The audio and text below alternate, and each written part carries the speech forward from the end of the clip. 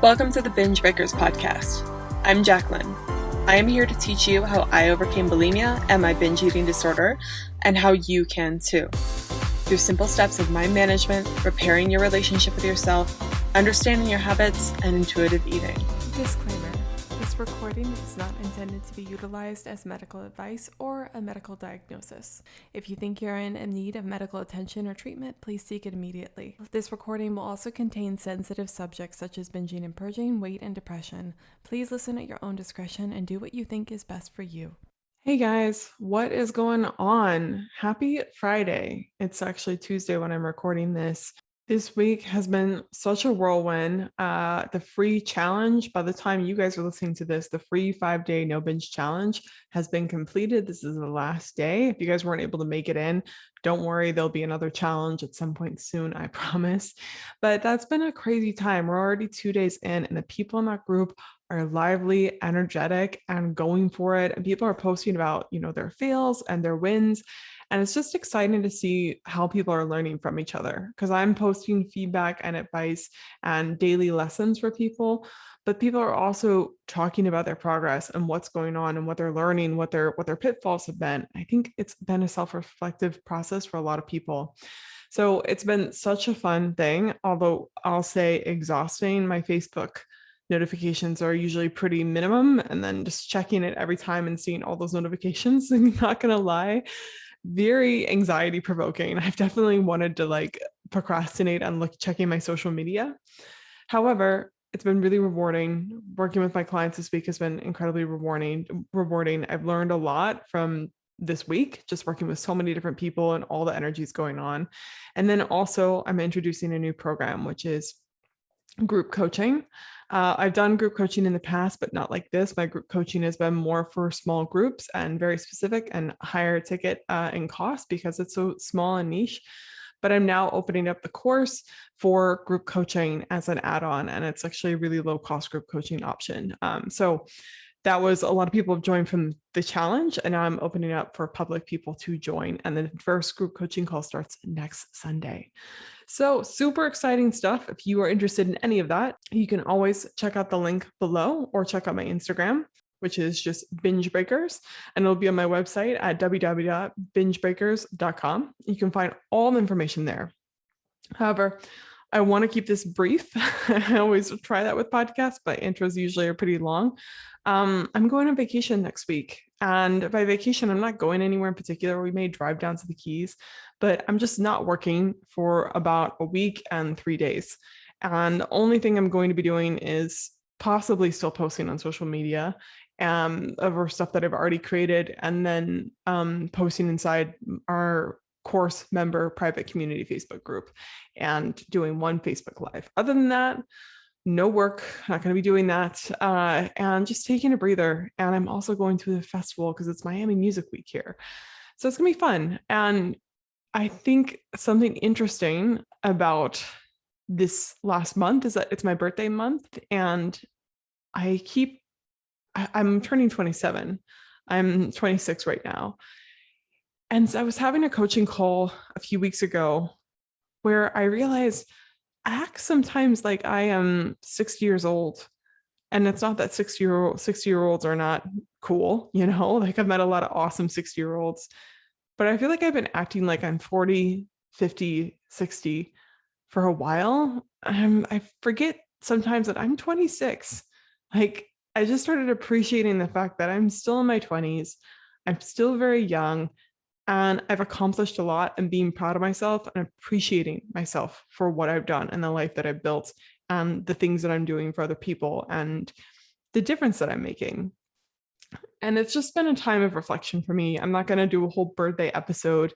I did one last year, but I think if anything, this year has told me that you don't have to work so hard or keep hustling so hard. If anything, you need to take more breaks and more time off to stop being in the work so you can clearly think, make proper decisions moving forward. And I think this year I was hustling quite a bit and really pushing myself. And while that was helpful, I think this year, hopefully, it's going to be a lot more of taking more time to smell the roses, basically, and appreciate my life And being 27, even though I've been acting like I'm in my 40s already, but being a 27-year-old, doing some things that 27-year-olds do, whatever that means to me, whatever it means to you, and taking more time for vacations and breaks. And I find that before I was kind of thinking that vacations are not fruitful, they're not working, I don't have time for vacations.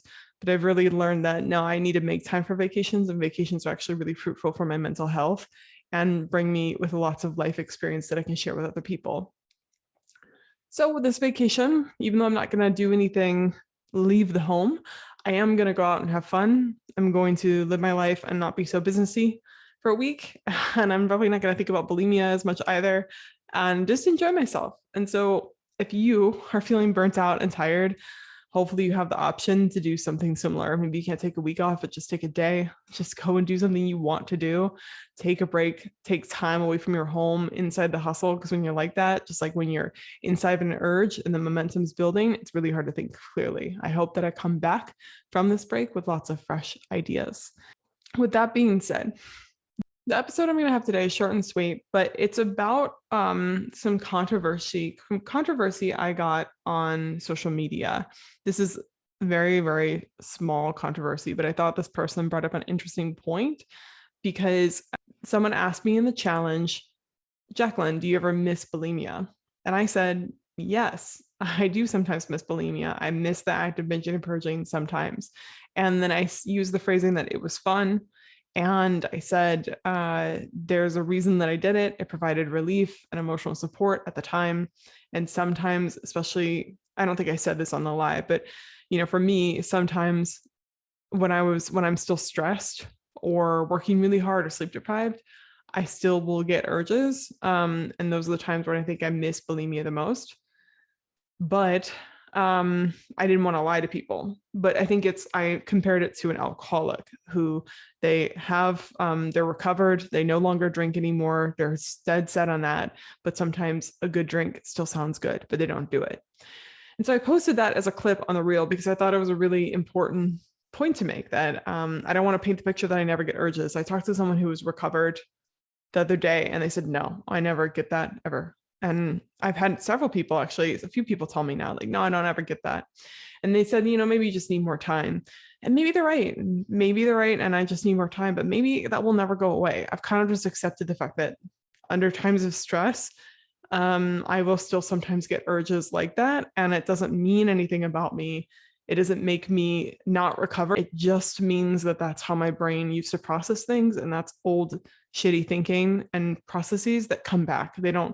They're still there. They're just kind of like hauntings in my brain. They're not really there.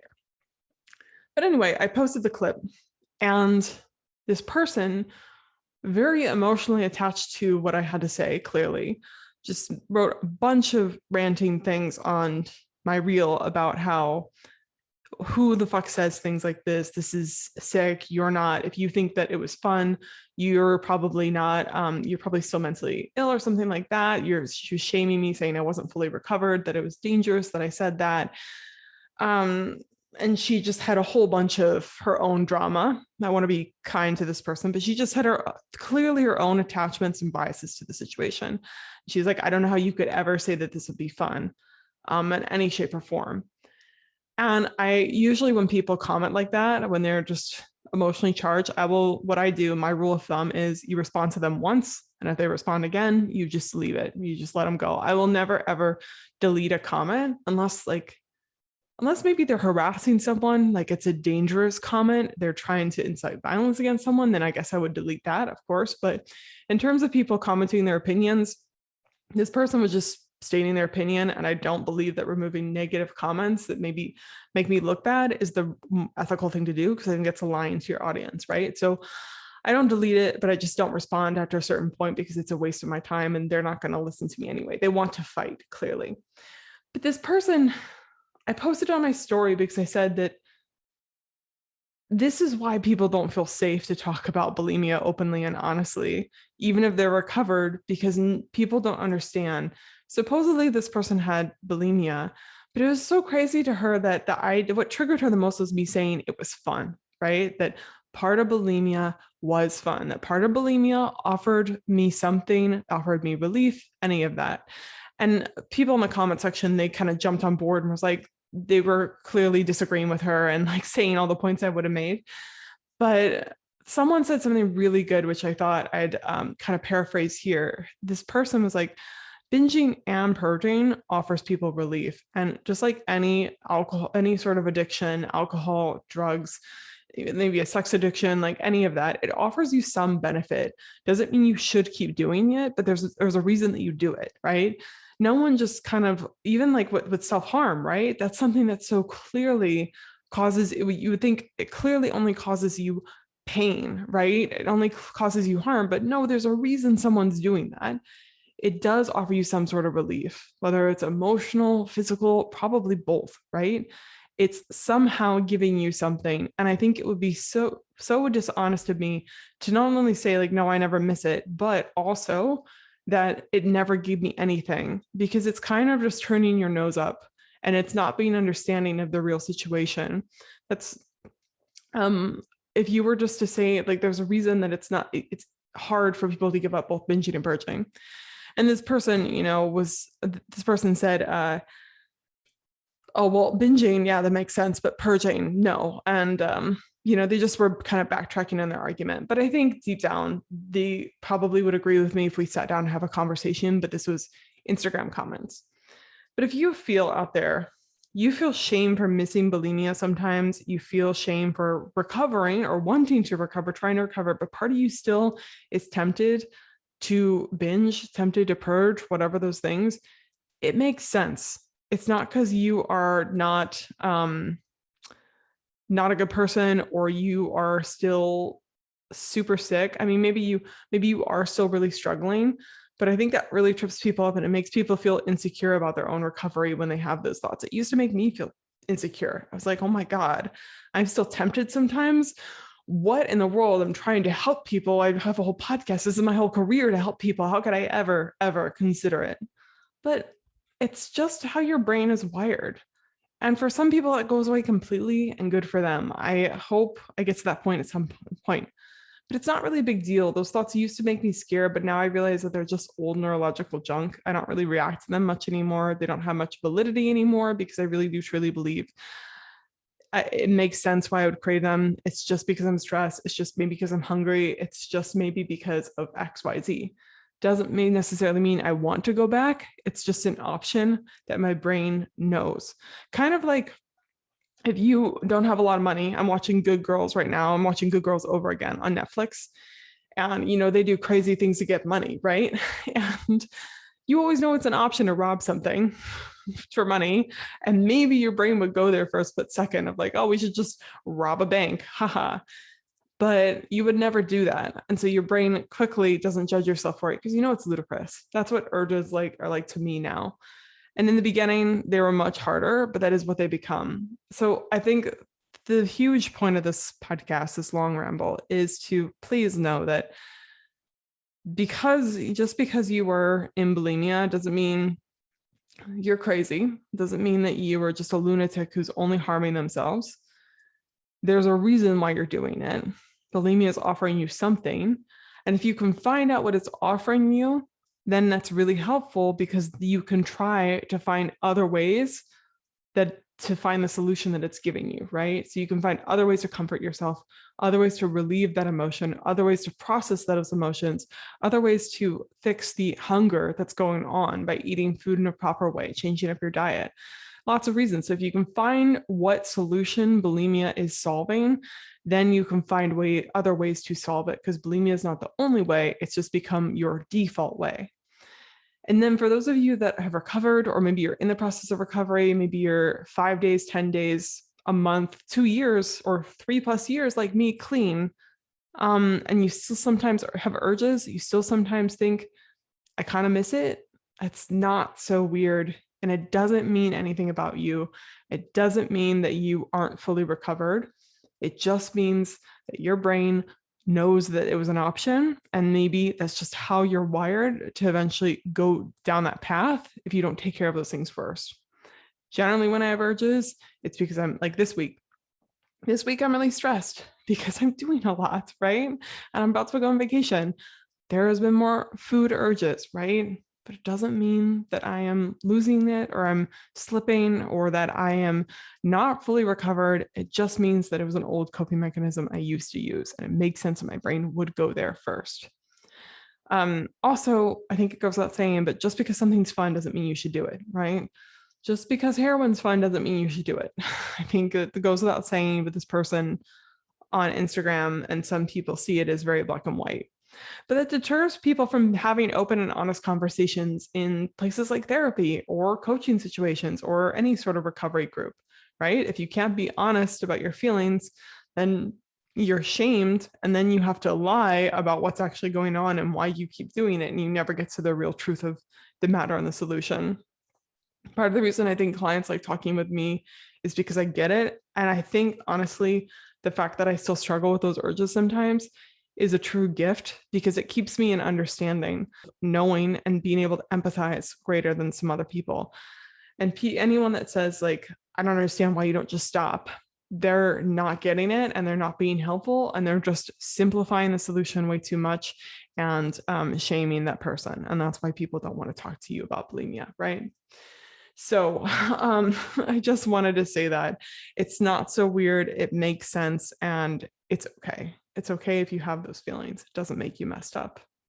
Hopefully this short and sweet little episode helped you, especially if you're feeling guilt. I think there's another podcast episode. There's definitely a module in my course about missing bulimia and how to deal with that, because I know it's a process. Almost every single one of my clients, every single person I've really talked to about, somewhere in their recovery, they start missing bulimia, like a toxic ex, you know?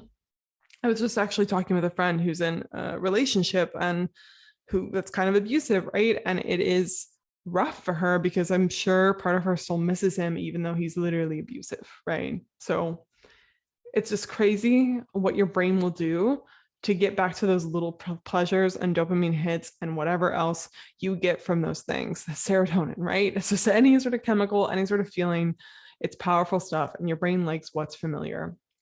But a lot of people go through missing bulimia in recovery. It's not because you're fucked up and destined to be bulimic forever. It's not because you inherently are bulimic to your soul. Just probably means that you are genetically predisposed, honestly, and you built the habit and it's in your brain. That if you could get to the place of believing that, that is going to be a good place. That's where I'm at. And it's so much more comforting than the shame I used to feel. I'll say though, you know, as a human being, when I saw that comment, I did suddenly question myself and like, maybe she's right, but I disagree. And I think it helps more people than, and hopefully this episode, I might even title it, if you think bulimia is fun, or if you miss bulimia or something like that, or what bulimia offers you. Because I think it's an important concept and a lot of people feel this way. So anyway, I'm talking in circles at this point. I think I've made it. Sometimes I feel like I have to talk for long periods of time to give value, but sometimes actually short statements, as long as they portray the concept, are actually much more powerful than long rambly episodes. So I'm going to end it here. I hope you guys have a lovely, lovely weekend. If you are in Ultra in Miami, if you're going to the Ultra Festival in Miami, DM me on Instagram and we'll try to meet up. Love to meet you in person. Okay. Talk to you guys next week. Bye.